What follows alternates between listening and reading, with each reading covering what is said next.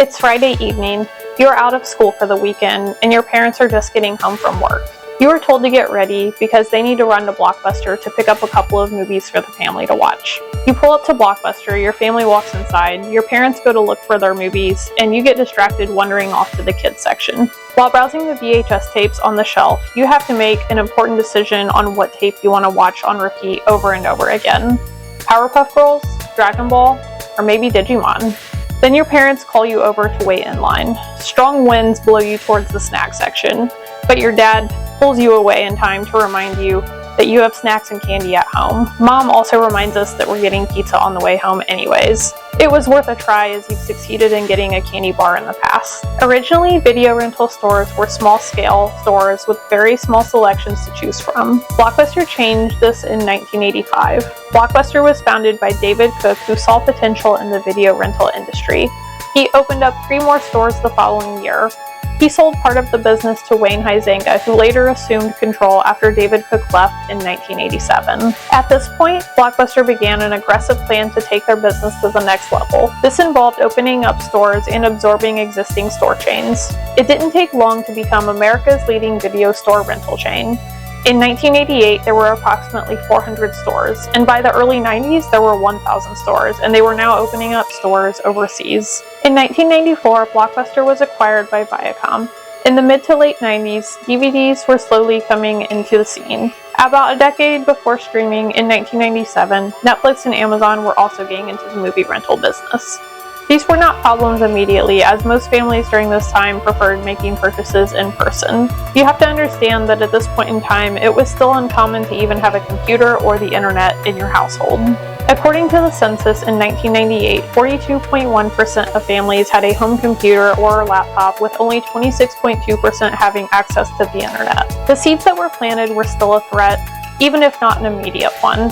Additionally, TV services offering pay-per-view and on-demand movie options were on the rise, along with Redbox kiosks popping up everywhere. In 2004, Blockbuster split from Viacom and attempted to launch an online DVD rental service to compete with Netflix. Unfortunately, this wasn't enough. We had an endless amount of media to keep us entertained as household computers became more common. People were able to create and share their own content even. This, coupled with people being able to easily pirate media, also contributed to the downfall of physical media. Beyond that, there was one more final boss on the rise that really started taking off in the late 2000s: online streaming services. You could debate about what our earliest streaming services were, but many sources consider the turning point for streaming services being when Netflix introduced its streaming platform in 2007. By the 20-teens, streaming platforms like Netflix, Hulu, Amazon Prime, and Disney Plus were now capitalizing off of people moving to streaming services.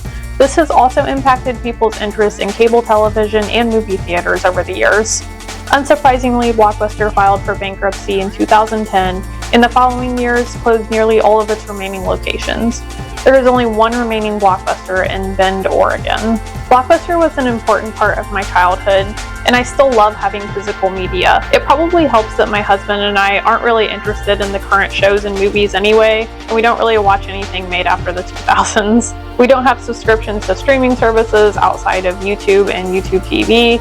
I saved a lot of the VHS tapes and DVDs that I had during my childhood, and we continue to collect these at Goodwill. And it kind of recreates the experience of going out to Blockbuster and picking out a movie for the weekend. So we decided to open up our very own location in our home. Basically, our upstairs, where I'm sitting at right now, it originally was an attic and it was converted into a loft. And this is just kind of some extra square feet and space for us. So we like to store our 90s and early 2000s collectibles up here. And we've actually got it pretty well organized now. And we had this small closet that was really just collecting up junk and was kind of useless and didn't really do anything. So we decided to use the extra square feet for that and turn it into a mini Blockbuster. If you'd like to see more details on how that was done, you can check out my vlog channel. But if not, just stick around and I will show you the tour of the closet. So for the second last Blockbuster location.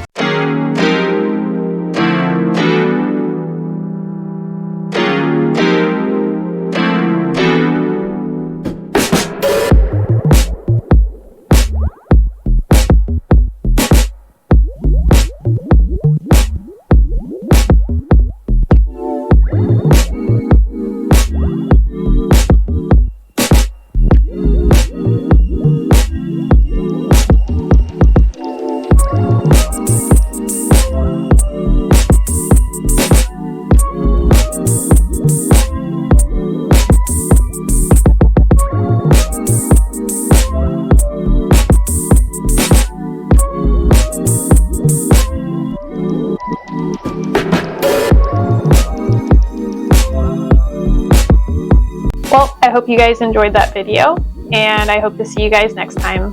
Bye.